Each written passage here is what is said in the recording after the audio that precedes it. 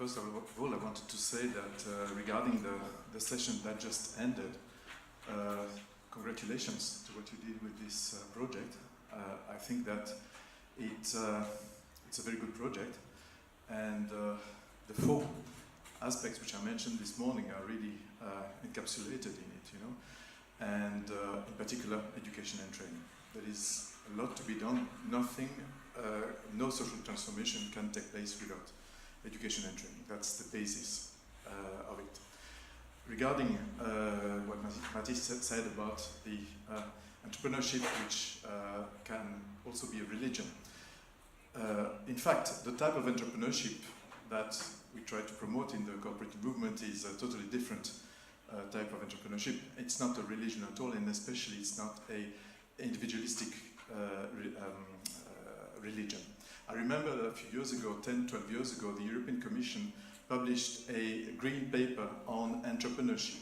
And on the cover, you could see one man, very, very macho, yeah, and he was the entrepreneur, and he had a kind of, you know, like the saints in the past, you know, he had, you know, a lot of, you know, lights around himself, like if he was an angel, you know, coming from the stars. And this is exactly the opposite of, you know, the opposite image of what we try to promote within the cooperative movement regarding entrepreneurship. Okay, I'll try to not bore you too much.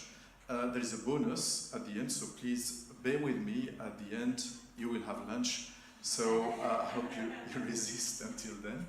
What I suggest is that, I mean, I will tell you about different, 4 or 5 different things. So after each of the parts, I will stop for a few minutes to ask if you have any questions. And because it's easier if you can respond, you know, if you can ask questions related to each part, than if you ask all the questions at the end. But if we have time at the end, we will also have a series of questions, okay?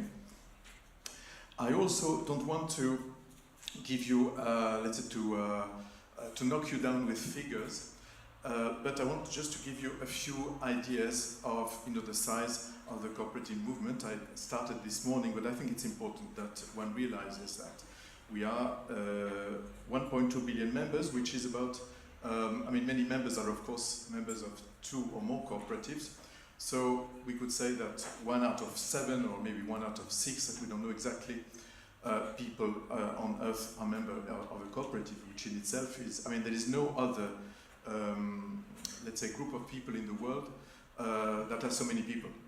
You don't have, like trade unions don't have as many people as that, and no other social movement has as many as that. So it's the size is enormous. 3 million enterprises, 10% of the world's employed population. In it, we of course count all the self-employed people, the producers, mainly in agriculture, but not only, that work within the framework of cooperatives. And if we count the 10 biggest economies, we haven't managed yet to calculate, let's say, the G20, but at least the G10. We reach more or less the GDP of Italy, just to give you an idea. So, of course, if you count all the countries in the world, then we reach the equivalent of the GDP of several countries. On the screen, you can see now a few examples of the share of the economy in specific fields, like in housing in Germany, like cooperative banks in the EU, farmers' products in the USA, rice production in Japan. These are just examples.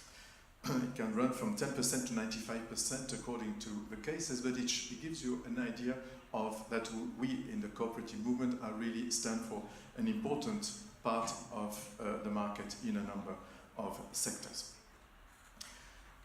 Now, I also don't want to give you a class in history, but if we are going to talk about a movement, to explain that the cooperative movement is indeed a movement, it's important that we see it a little bit in a time perspective, also to understand, you know, how it could evolve in the future. So, looking at the past, we can maybe try to imagine what could happen in the future, and also we can understand the, let's say, the capacity to resist, the resilience of that phenomenon over now such a long period of time.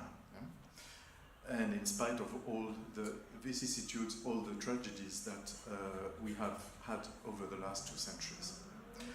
So a number of cooperatives begin to appear, and we have historical records, at the end of the 17th century, beginning of the 18th century. And some of them are not called cooperatives, they may be called associations, but the word cooperative already exists. So we have it. So there is a concept of cooperatives, and in particular in the countries which you can see on the screen, the United Kingdom in particular, but also France and the USA. Yeah? But then there were also problems. The cooperatives also had problems of economic sustainability. And so many of these hundreds of cooperatives that were born in that period went bust. And so, including the one that was restarted at that moment. So the Rochdale cooperative, which is seen as the first cooperative in the world. It's not the first one, as I just mentioned, because there was many before, but it's the first one that, first of all, tried to explicit some rules, some very practical rules that could be applied to other cooperatives, and also that tried to learn from the past mistakes. Yeah? And in particular, one of the reasons that the previous one went bust was because of an issue of debt. And so they adjusted that, and in their let's say rules, they let's say included some rules that let's say would prevent the mistakes of the past. I'm not going to go into the rules of the Rochdale pioneers; they were called the practices, in fact. Just to say that this is the root of something that's going to evolve for 150 years. The corporate movement, let's say, searching itself, searching its identity. It was a very long process, a difficult process. And it was not only a question of defining cooperatives as such, but also that very quickly, what the Rochdale cooperative managed to do was to provide a model for other cooperatives, which were mainly consumer cooperatives in the UK, which also managed very quickly to create scales, to create business scales, and in particular through the Cooperative Wholesale Society, which was one of the first big consortia in the world. So they understood that they needed to create a kind of cooperative of cooperatives, a big system by which production of necessities that were sold in the consumer cooperatives could be made. Like this mill, for example, near London, see a big mill like that, and the Cooperative Wholesale Society at some point employed something like 40,000 workers in the whole of the UK. So it became really a big economic reality. And that's important to understand, because if it had been just, some kind of movement of people who want to have an identity, probably it wouldn't have such an impact, and the movement wouldn't have developed as it has, and also the search for the identity of that movement wouldn't have been the same. So keep in mind this important economic reality, as well as the social movement reality. Apart from the UK, which mainly invented consumer cooperatives, we have 2 main other countries. And we can say that the cooperative movement starts with 3 countries: the UK, France, and Germany. The French, and you can see here one of the, let's say, important promoters, Charles Gide in France, of the French cooperative movement, mainly invented production, cooperatives in the production field, which later evolved in different sectors with also different typologies. At that time, the worker cooperatives and the production cooperatives were not so differentiated, so it was mainly the production. And the Germans, with Friedrich Raiffeisen, invented credit cooperation, so all the financial cooperatives.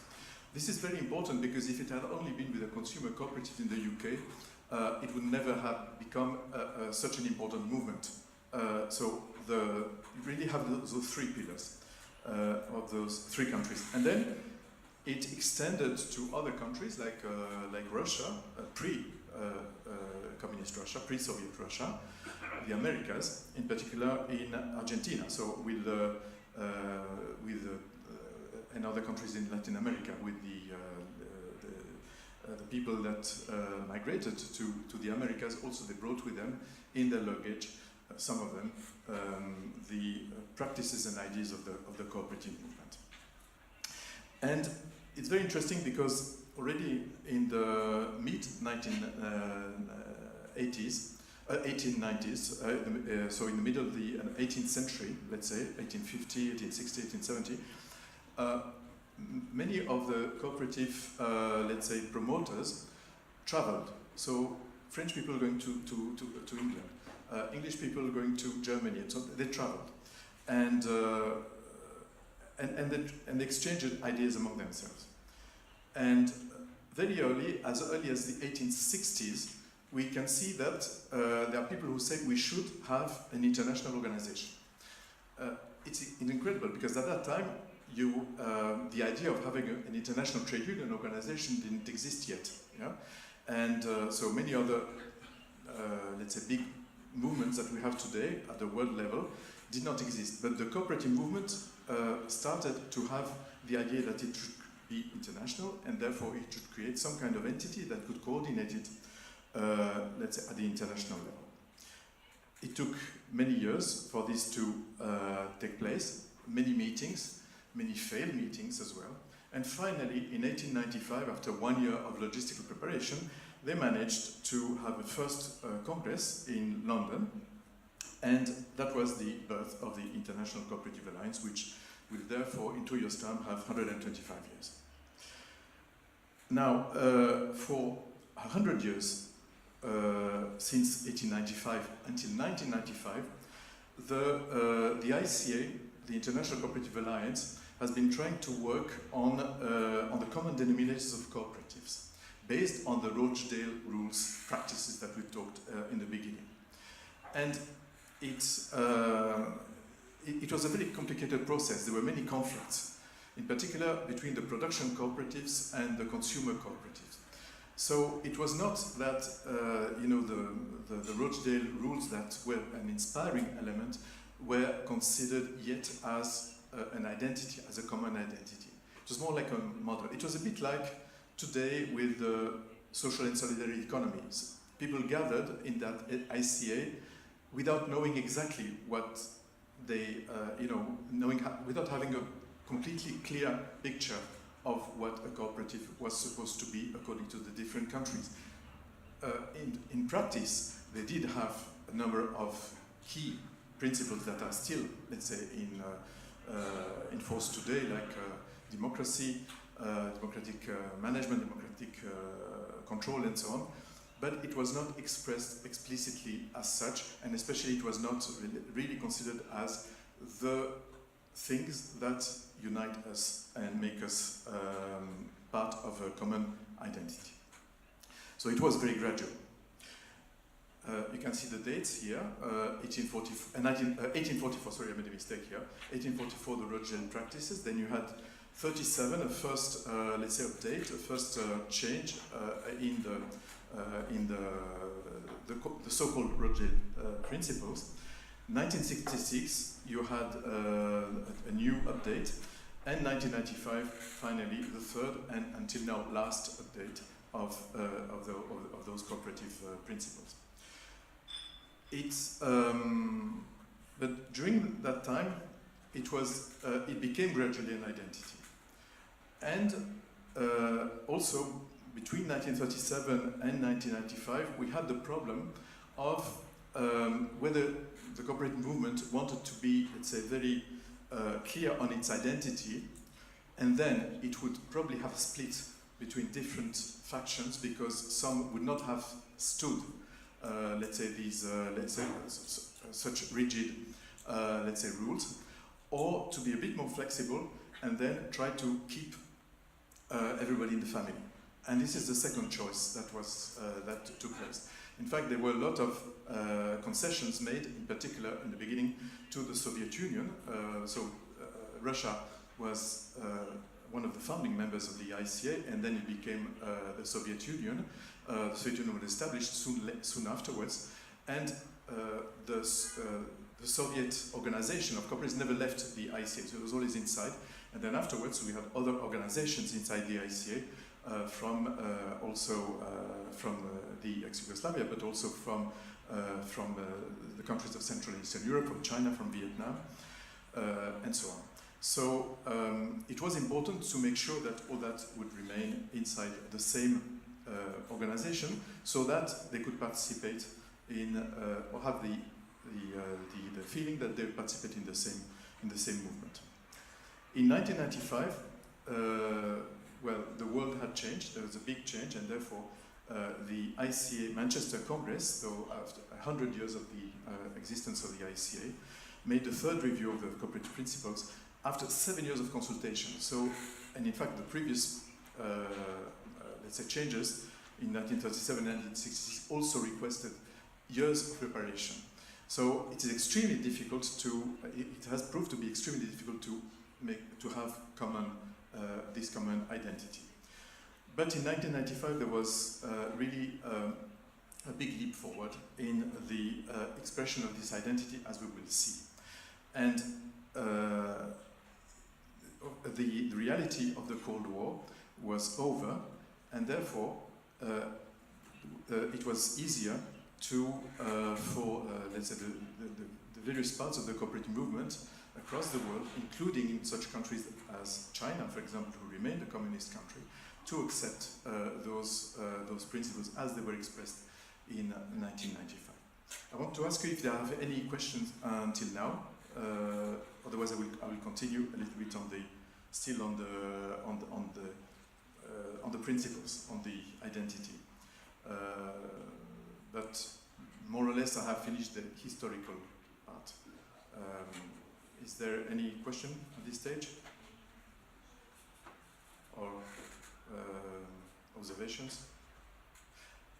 Slovenia, as was mentioned this morning, had cooperatives very early, and in fact, let's say the Austro-Hungarian Empire was one of the first, let's say, countries where you had a cooperative legislation far back in the 19th century, before the establishment of the ICA. So this part of the world was also, let's say, some of the oldest ones in let's say, in the elaboration of the cooperative idea and in the participation in the international cooperative movement. So I think it's important that you have that also as it is part of your historical, I would say, heritage.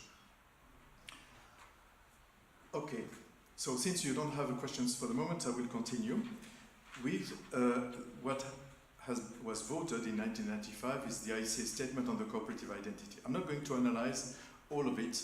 I just want to highlight a few points which, in my view, are important, especially to understand to what extent the cooperative phenomenon is a movement. First of all, the definition of a cooperative. It's important, it's interesting, because before 1995 there was no definition of a cooperative. So there were practices, there were principles, rules, but nobody could say a cooperative is this. As of 1995, we are able to say it. And the ILO had worked on a previous definition, on a recommendation which was valid only for the developing countries, and it was a bit of a lame definition, not very good.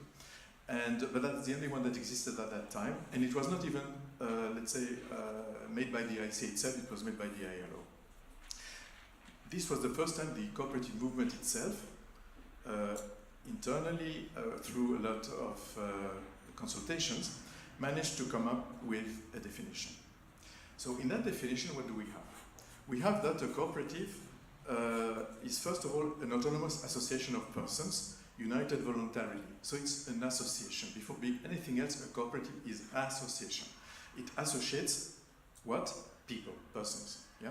So that's the first thing. And it's not neutral. That is the first thing that is being said. So it's not a cooperative is an enterprise. No, a cooperative is an association of persons. Yeah?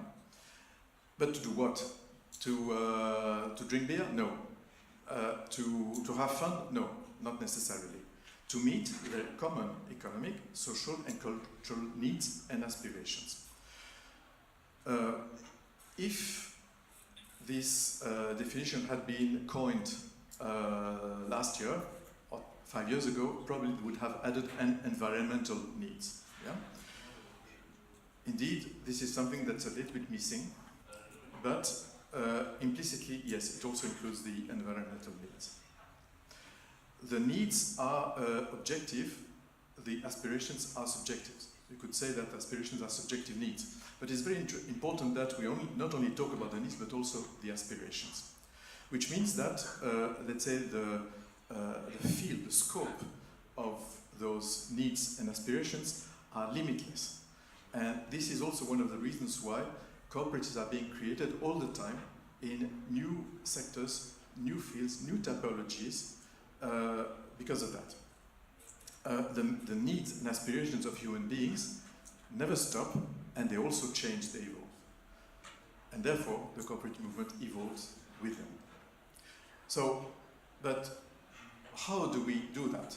How do we, as a cooperative movement, try to meet the economic, social, and cultural needs of and aspirations of the people through an enterprise? So the enterprise is instrumental to the association, and it is jointly owned, so all of us have an ownership title in the enterprise.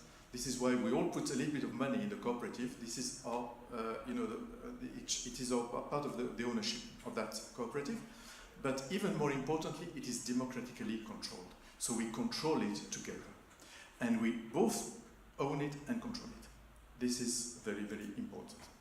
And we will see that this control is, we will see it not only today, but with my presentation, but also we will see with the presentations that will follow, certainly with Ander in Mondragon, will show it. Claudia also in the presentation, that what it actually means, democratic control. Because it's not as simple as that. Then we have the 7 principles. I go very quickly, I'm not going to read them fully, just for you to understand what they mean. The voluntary and open membership means voluntary and open. Yeah, there were in the previous versions you had open membership, and the voluntary membership was implicit in the Rochdale times. Then it was a little bit put aside because of what I said earlier. You needed to have everybody together in the cooperative movement, but then it was reinstated, voluntary. So people have to be able to, let's say, it's an act of will. You have to be conscious when you become a member of a cooperative, and it is open means it's any category of persons. Of course, it depends on the type of cooperative.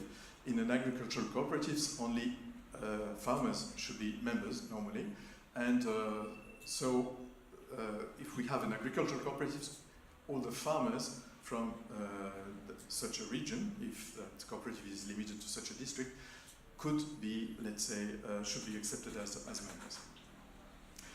Of course, in a work cooperative, it's a bit more complicated because you need to have a workplace first of all, and therefore, only if you have a workplace, then you can, let's say, have people applying for the job and becoming worker members. So it's even the open membership is not as simple as that. Secondly, the democratic member control.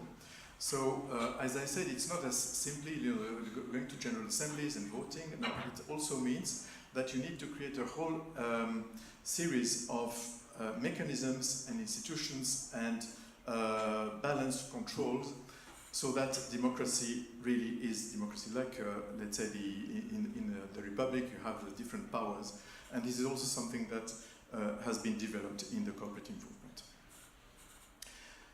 I put the 5th principle, education, training, and information, just after, because without education, training, and information, there can be no democracy in an enterprise. How do you want people can be easily manipulated? The board can say that they know best, and then the membership will follow.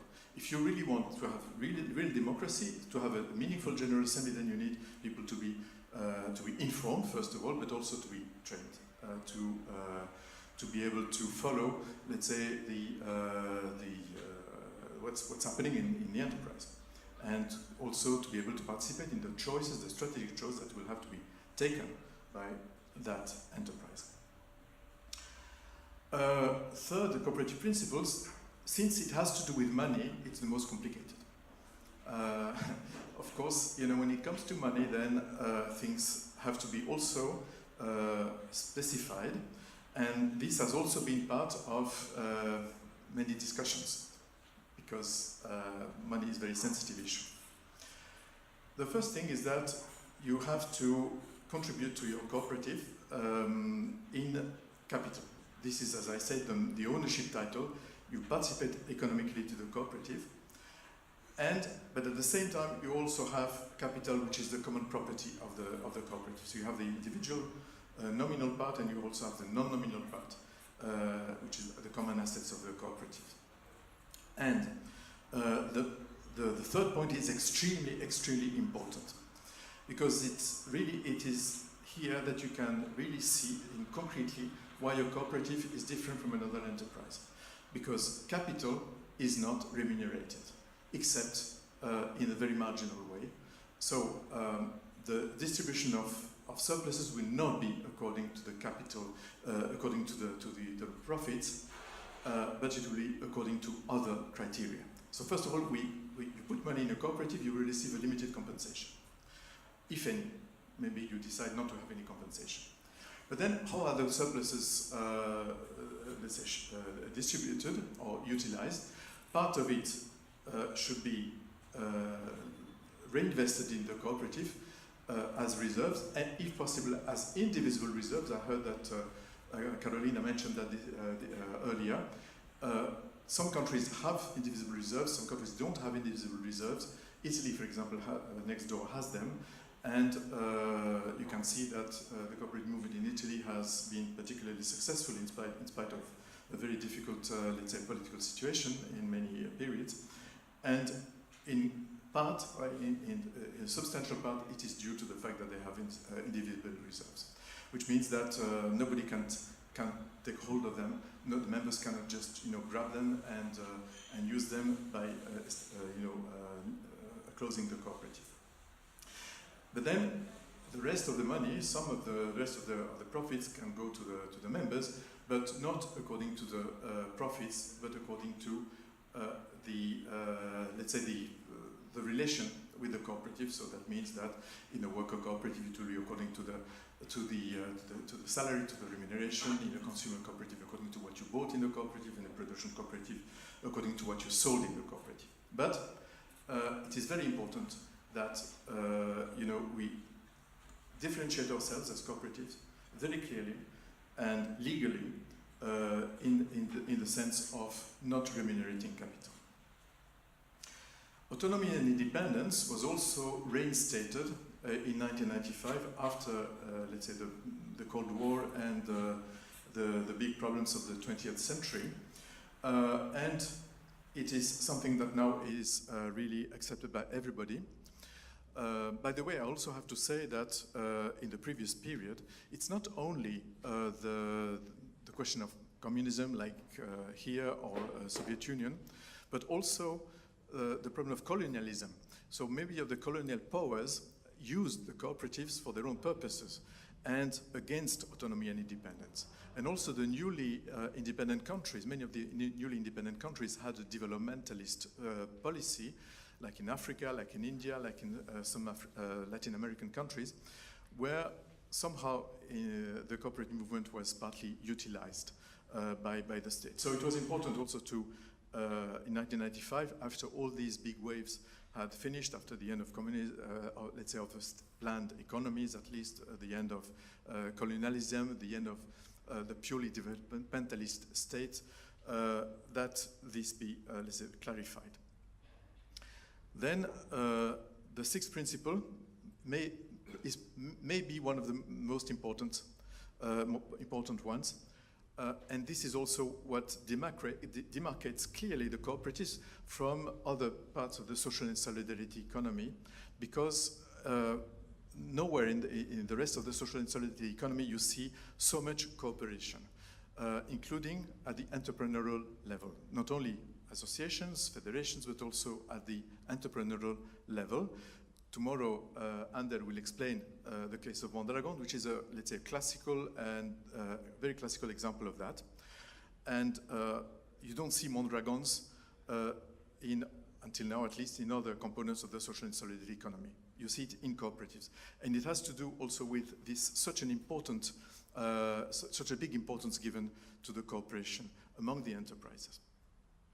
And the seventh principle, which was added completely new in 1995, is the concern for the community. This is something that was also recognized previously as something, that we recognize that the cooperatives have to do with the community, but it was not explicit. And I think it has been a very important element also in the awareness raising of the cooperative movement as a movement, that we have a responsibility towards our immediate environment, not only towards our direct members, but also towards the community as a whole. Then the ICA statement on the cooperative identity added a number of values, which are underlying values. They are absolutely, let's say, clear. Nobody put them in doubt, but they hadn't been expressed clearly before. And also, this has helped in, let's say, raising the awareness of the cooperative movement as a movement. So it was the first time that the cooperative movement could have a clear and explicit common identity in which all the components of the cooperative movement could fully identify with. For example, before, the worker cooperatives didn't feel very comfortable with the cooperative principles, but then in 1995, they could feel more comfortable. So, and the same for other types of cooperatives. And also, it's by having a common identity, it also helps the cooperatives to be proud of being cooperatives. Because also one of the problems of the cooperative movement, it has been very much ashamed of itself. And we are in a process in which gradually we are being proud of being cooperators and of being cooperatives. And it makes also easier, since we have a very clear common space, common identity, it's also easier to have differences. So we can be even more creative now and invent new types of cooperatives, provided that we keep this common ground, without the other types of cooperatives fearing that we are creating things that are not really within the cooperative movement. And that's very important. So also it helps promoting diversity, which is also very important in a movement. And finally, last but not least, it provides an instrument for cooperatives to be properly regulated, audited, and monitored. I insist because this is also a very important reality. The cooperative reality is one which is regulated. There are laws. And in the countries where it has developed most, there is also a very sophisticated system by which the cooperatives are audited, not only financially, but also in which you control that they are indeed, let's say, keeping up with their way of functioning, that this identity is properly abided by. Any question? Are you tired? Are you bored? Are you following me? Yes? Okay, good. So, based on what I said earlier, why are cooperatives a worldwide movement based on the identity that we saw earlier? First of all, they have now the worldwide identity. That's one aspect. As we said earlier, as that identity explicitly says it is based on human needs and aspirations. So it's difficult to have a movement if it's not based on human needs and aspiration. In this case, it is very clear. Also, the fact that the cooperatives continually invent new typologies, it makes it lively. So, for example, the social cooperatives in Italy have have made the cooperative movement in Italy much younger, much more, let's say, dynamic, and it shows that, it keeps moving all the time. And it helps also the more traditional sectors who have to remain, because it's not because you invent new ones that the old ones have to be thrown into the dustbin, of course, you know. But it helps everybody. They are democratic. So a social movement supposedly should be democratic. And this is very clear. And it's not only the cooperative itself, which is democratic, but the cooperative system is one which, let's say, in which the democratic procedures are complicated, in which you meet, you have general assemblies, you have consultations. It's very heavy. It's a lot of work, but you do it. And we are trying as well as we can to do it at all the levels in the enterprise, nationally, continentally, and worldwide, in the different sectors, and so on. And indeed, they are organized in national representative organizations. So if cooperatives remained, isolated like that, it would be very difficult for them to constitute a movement. But when they join together and say, okay, we are a national organization, this organization represents us. That helps creating a movement perception among those, the members of those cooperatives. And last but not least, they participate in the life of an international organizational system, the ICA system, in which the national members, they build and they share knowledge. There is an enormous, let's say, exchange of knowledge, which in itself builds knowledge. So I think this is very important also in this movement conception, that we have knowledge about ourselves. It's very difficult to imagine a movement in which doesn't know anything about itself. It has to be not only to have an identity, to have an understanding of what it is as a model, but also knowing itself in details. So the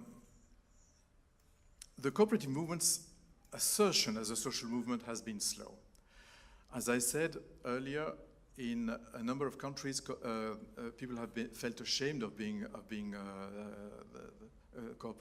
cooperatives, and we are slowly recovering from it. And it's not only in the let's say, planned economies. It's also in Western Europe. It happened in France, in Italy. This idea that it's a bit shameful to be a cooperative, or we should not put it, show it openly, is something that has been very strong, especially in the 90s and the last decade, and gradually we are using this identity statement to recover from that. This being said, there is a feeling that we're a social movement. That's something that I would say that in the cooperative meetings internationally, it's not disputed anymore. We are a social movement. But it's difficult for us still to make partnerships with other social movements. Yeah? So, which is probably the next stage now. It has happened much more at the national level. At the national level, there has been a number of alliances and partnerships with other social economy organizations, for example, but also trade unions, women's movements, and environmental movements. And what we are having today also shows that the cooperative movement in Slovenia is not an island, it's also partnering with a number of organizations. And this happens in other countries as well. But at the world level, so the ICA system, with its regional and sectoral organizations and so on, the ICA system has been slowly moving away from something which was, until the Cold War, a world of nations, the international world, yeah? Towards the globalized world. So it's an aggiornamento that has been slow. The more we are at the global level, the slower we become. It's logical, but it's coming little by little. And in fact, we are beginning now to slowly but surely to contact organizations for example, in the fair trade movement, trade unions, and other global civil society organizational systems, because there is an awareness that we have to partner with other movements. We cannot remain on our own as an island. But it is new, and it will probably take some time for it to develop to its full potential.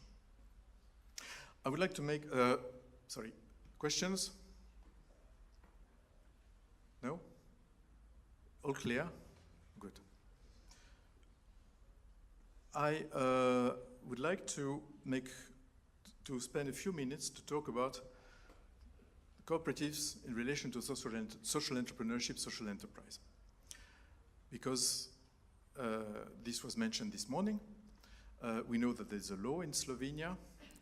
And so how does the cooperative movement stand in front of that?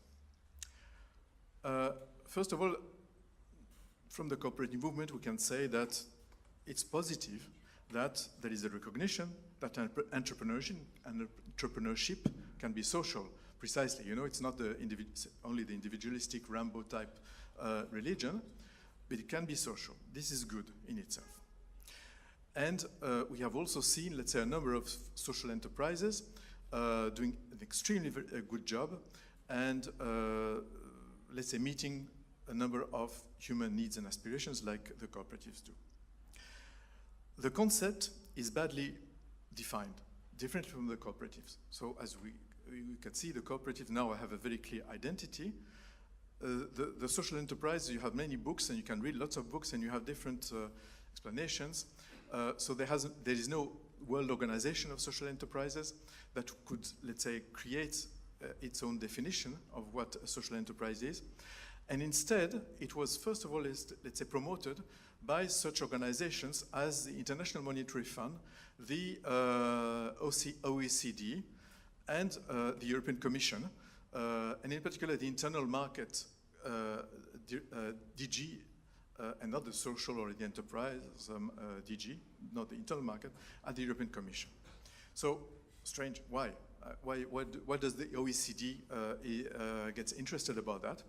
The other thing is that the social enterprise, let's say, concept was much more, let's say, promoted in countries of Central and Eastern Europe after the political changes that we know, and in countries where also, let's say, the new types of cooperatives, like worker cooperatives, consumer cooperatives, and so on, were not very well regulated, and were like South Korea, for example. So in such countries, you could see legislation, like you have them in South Korea, you have them here, you have them in Lithuania, for example, and in a number of Romania, a number of other countries, but it's developed better in such an environment. So, in spite of the ambiguity of, let's say, of this evolution, the cooperative movement has played the game and has tried to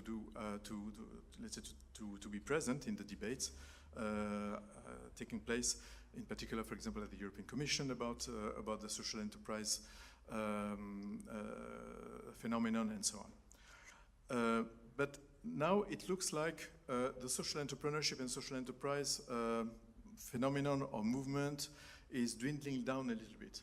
And instead, it's being gradually replaced by the importance given to the social and solidarity economy.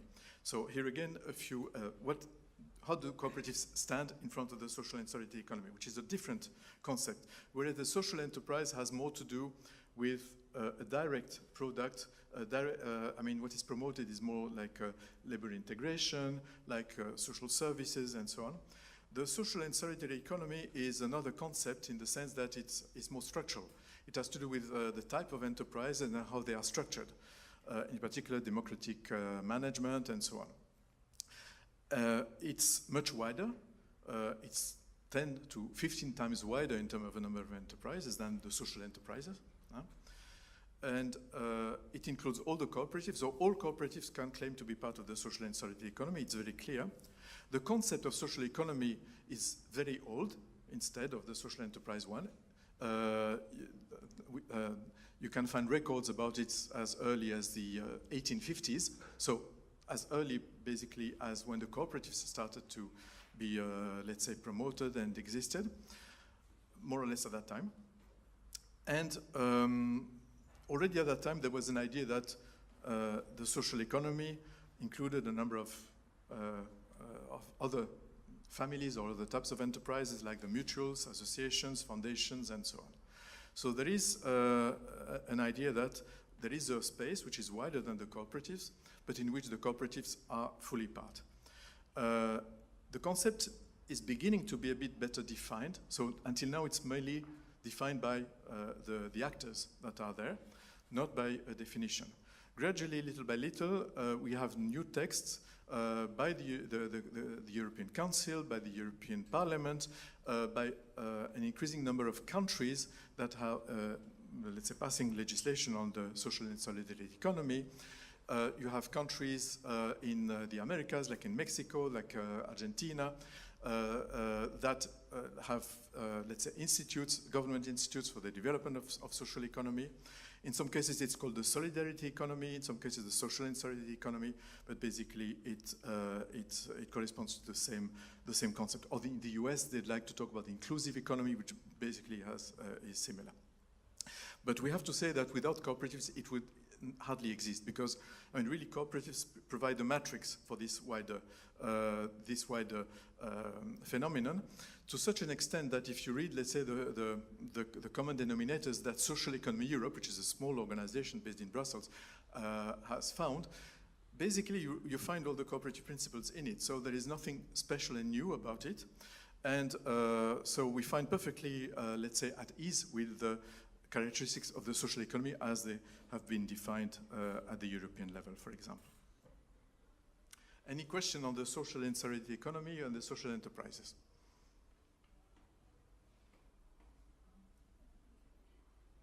Any reflection, any idea that comes to your mind? No.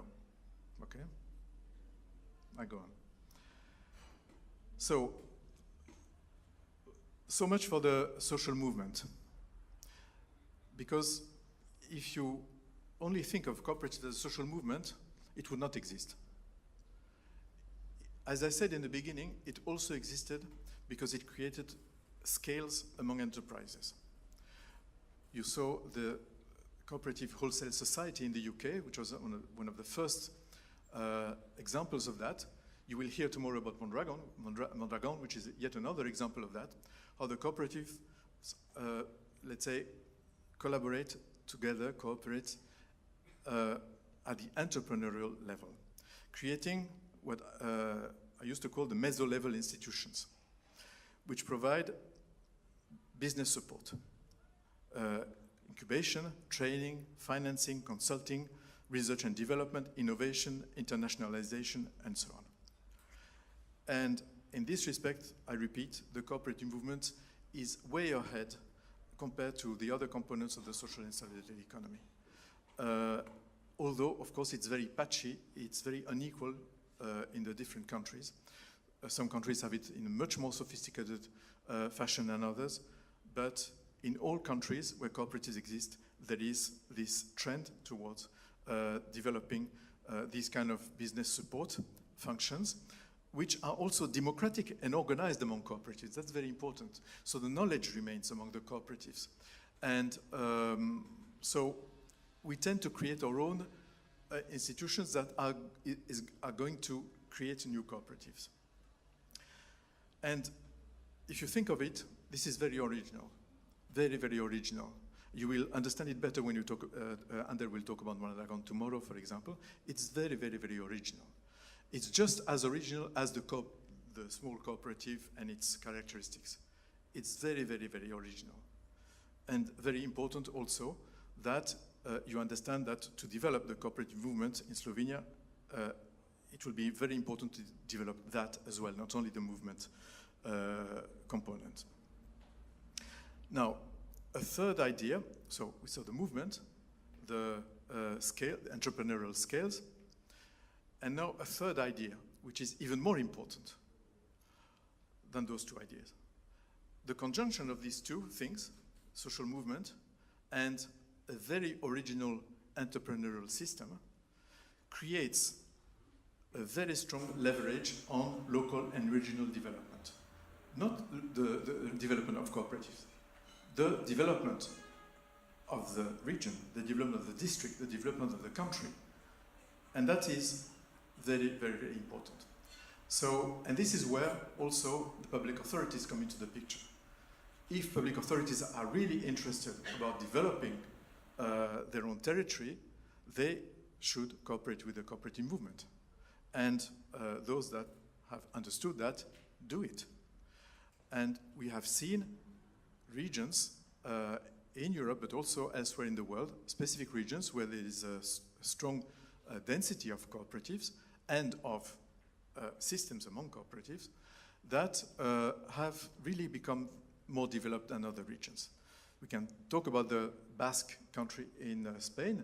It's not only an entrepreneurial group, Mondragon. The Mondragon group itself has helped transform the Basque country of Spain.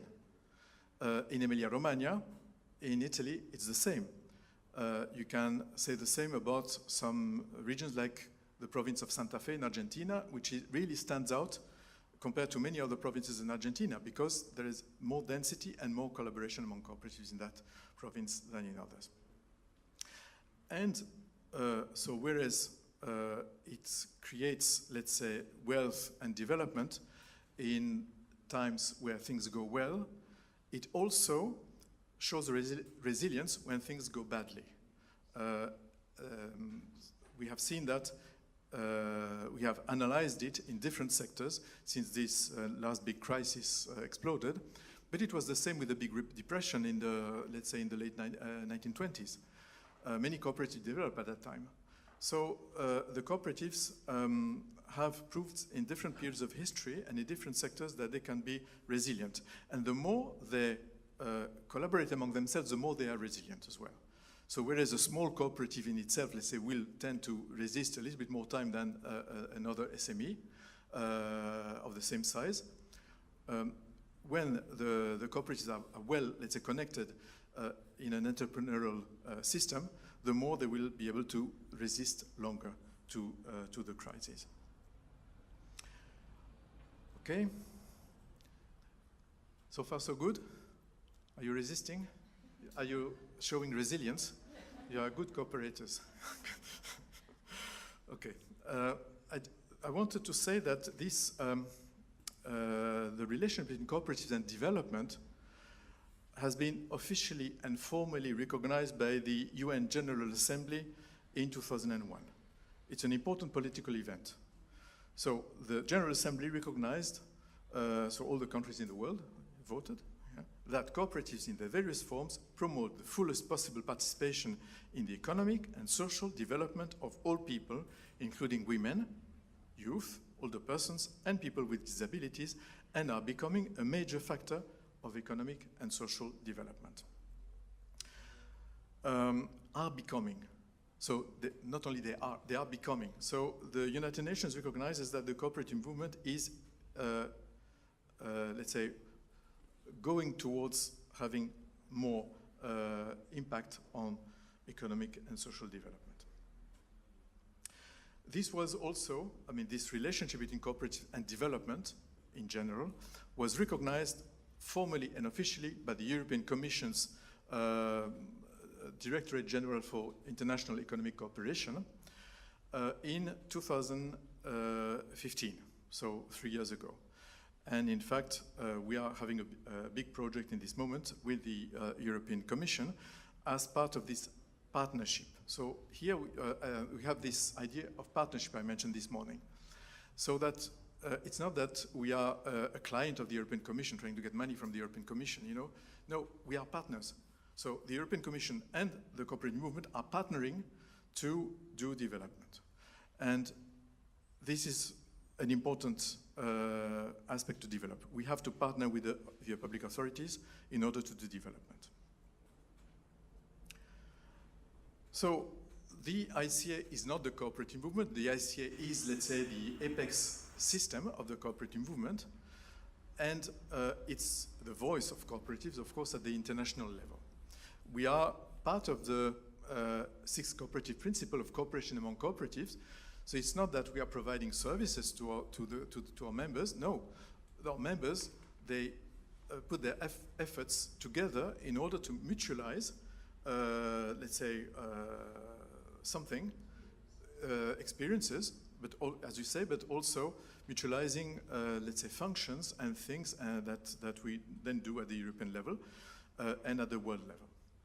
So we have become, for example, an observer at the United Nations a few months after the birth of the United Nations. There has been a continuous relationship with the ILO. The ILO was established earlier, in 1919, and the ILO cooperative branch has been in existence since 1920, and so there has been a continuous relationship between the ILO and the ICA since that time. We also engage with other UN organizations like the Food and Agriculture Organization and others.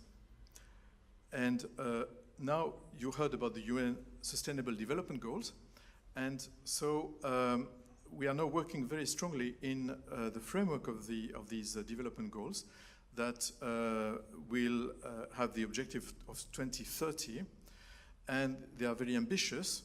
They are not very original, but the important thing is that it creates a common framework in which not only us, the cooperative movement, let's say, can be at ease, because of, I mean, all the things that are there, like production, consumption, habitat, credit, insurance, social inclusion, peace, and so on, are things that are produced by the cooperative movements, in part, yeah?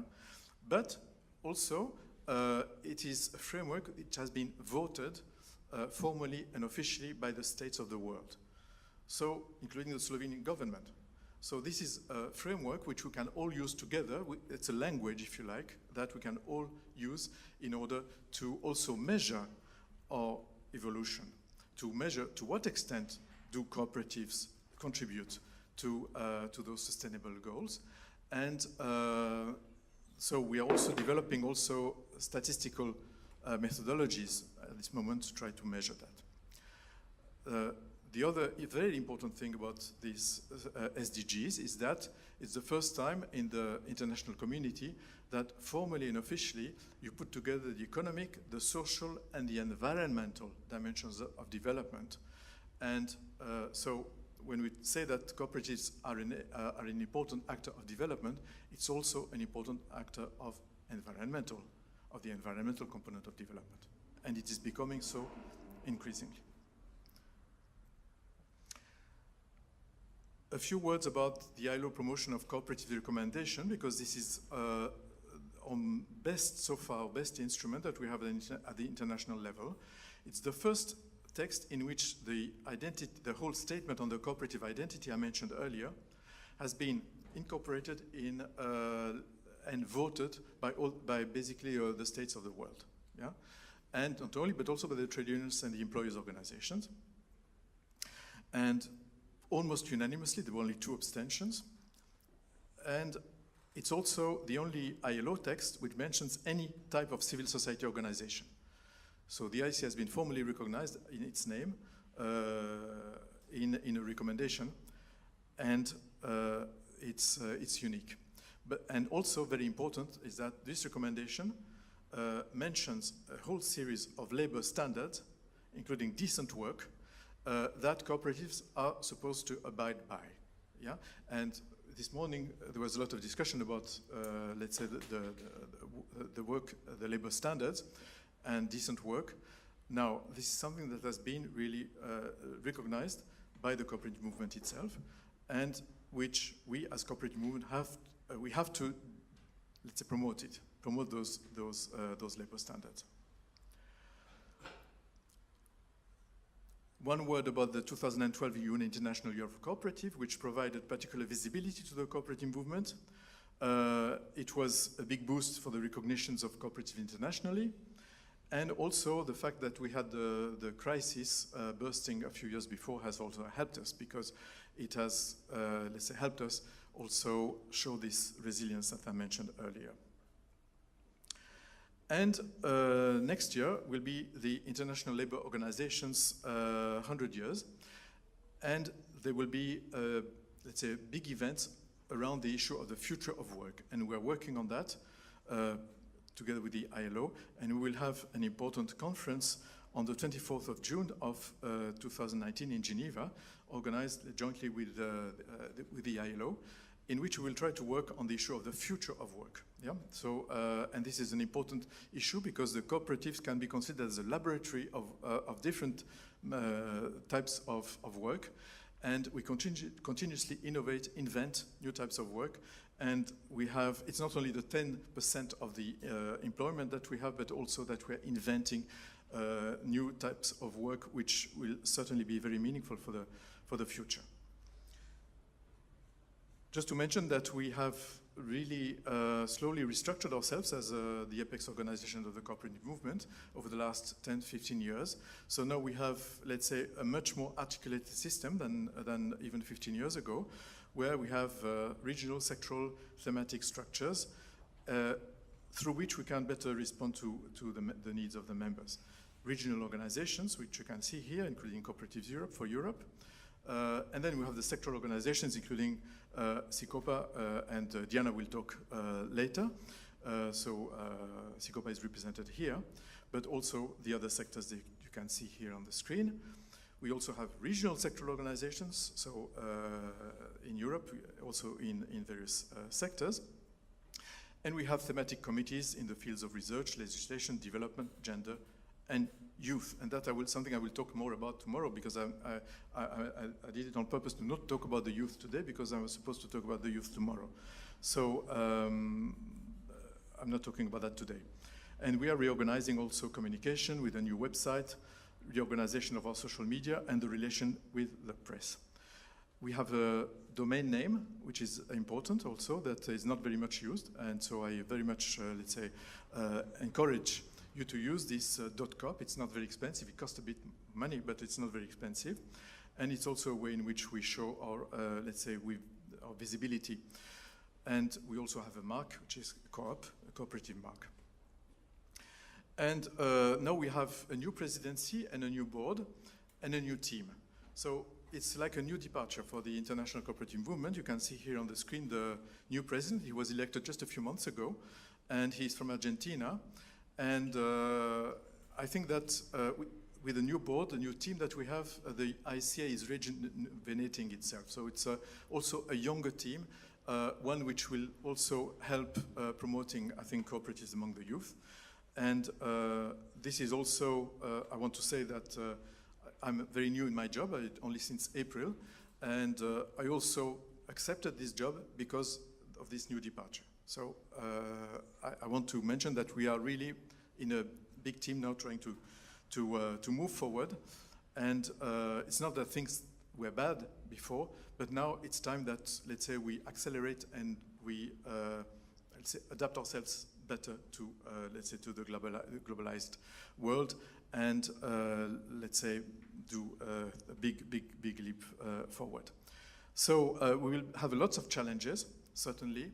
The future of work, how we, let's say, extend ourselves, how we keep the cooperatives, including in the agricultural sector, in the primary sector, how we develop in industry, for example, and services, where it's developing very quickly now. Diana will be able to talk about that, but it's still slow, it's still low. So we still have to develop in certain sectors more than in others, and to really show that we are a big part of the economy in all economic sectors. So there's still a long way to go. We will have to, the banking sector will have to resist very strongly in the next few years in order not to be completely washed away through European and international banking regulation. So there will be lots of struggles ahead in order to maintain the cooperative identity. But we consider that we are strong enough now to be able to meet those challenges, and we really think that the cooperative movement, partnering with others, partnering with other civil society organizations, partnering with international organizations, partnering with states, that they can be a very, very important element of economic, social, and environmental transformation in the world today. And so it's not a view of the spirit. We are already on the ground. That's very important. We are there, but at the same time, we also have this vision towards the future in which we are confident that we will really be not the response to the future, but I would say a substantial part of, let's say, of the forces that will provide the necessary changes that we all know that we will have to let's say, to have of the next 10 to 20 years. We all know that, right? Any questions? Don't bother. You'll have lunch in a few minutes. Huh? So it's yeah. I just have one because, as I already said, I find it really interesting also in your interview when you say about the connection between the cooperative movement and other social movements. Was there a certain point in time when the cooperative movement recognized that it's necessary to connect with either labor movement or feminist movements, or was this like gradually, or was there like certain events, political or whatever? Yeah, it has been very patchy. It has been very difficult to have a consensus at the world movement, for example, with the trade unions. Even before the creation of the ICA, in countries like France, the cooperative movement was very much allied with the trade union movement, and it suddenly broke, abruptly in, I think, 1974.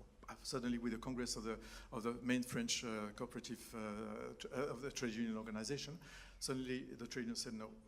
We don't want to continue, let's say, partnering with the cooperative movement.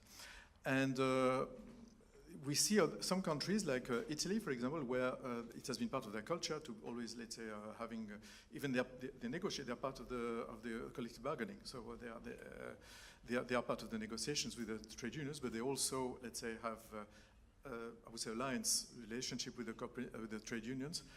They have had for many years. In countries like Denmark and Sweden too. But then you have other countries like Australia, where we have people from Australia, members from Australia, so we don't want to hear anything about the trade unions. You see? So it's difficult to, we have different sensitivities, different experiences also, different, trade unions also mean different things in different countries. At least the perception is different. So it's difficult. But let's say we are moving towards a consensus. I mean, that also because there is an increasing perception that no matter what is the situation in our individual countries, the international level or the European level and the international level is different. So we have to adapt each time to the level we are in. So for example, the Germans, who for many years had really crises when they heard the word social economy, they couldn't stand it. They said, no, we don't want to have anything to do with that, and still, in Germany, they don't like it because, I mean, also because of the term Sozialwirtschaft is very strange in German. So there is an unease about that. But the German members of the ICA start to understand that it is tactically important to work with allies in the social and solidarity economy at the international level and wherever it is appropriate to do so. For example, if next door into France, then if it's okay, please do it. So I think there is much more tolerance and much more understanding that we have to differentiate between the national level, the national landscape, and the international landscape. But it's slow, in fact. Yeah. So we have. It has been, let's say, I would say, several years of discussion about that. Yeah. Yes. Zaradi prevajalk potrebujemo mikrofone. Yeah, also in this line of connecting with movements, is there any point of connection with kind of democracy movements? Earlier we discussed situation in Jackson, Mississippi, where, a democracy movement grew out and made some cooperatives, branched out into economy, but is there any such contact yet? Very good example, and I will give you a very concrete example. I was in June in Alabama, in the capital of Alabama, where we had a board meeting, and we also had, let's say, a number of meetings and visits. And it was not clear to me before that visit that to what extent has the civil rights movement in the south of the United States been, let's say, close to the cooperative movement, and to what extent it has also promoted the cooperative movement in the southern states around, like Mississippi, but also Alabama and so on. And of course, within the black communities in particular, but not only. So it has, let's say, universalized and reinforced the cooperative movement, whereas the cooperative movement in those states was until then, essentially a white one. So that's a very good example, and including Martin Luther King himself, let's say, was very much, let's say, in favor of the cooperative movement, promoting the cooperative movement. So that's an interesting example. Another example is women's movement. You have Sewa in India, which is, it has everything. It's a member of SICOPA now, and it has a women's movement component, a trade union component, and a cooperative movement component. So they have their own cooperative system, a little bit like a Mondragon of the poor. They have a bank and they have different types of cooperatives, but they are a trade union with millions of members. And they're a big, let's say, probably the biggest organization for women in India, for example. You know, so these things are happening, and social and solid economy depends on the countries. Yeah, Spain, for example, has a strong institutional system whereby, let's say, there's strong alliances with the rest of the social economy. Others, with the environment, in some cases, yes, but it's not so strong, I would say, until now. There are some cases. Very often you see also people like in the US, they are activists in cooperatives, and at the same time they are also activists in other movements like in the environmental movement, but it's more like individual people who are members of different movements than being, let's say, making big alliances among movements. But yes, we have examples. There are not many, but they are. I think they will multiply in the years to come. Claudia.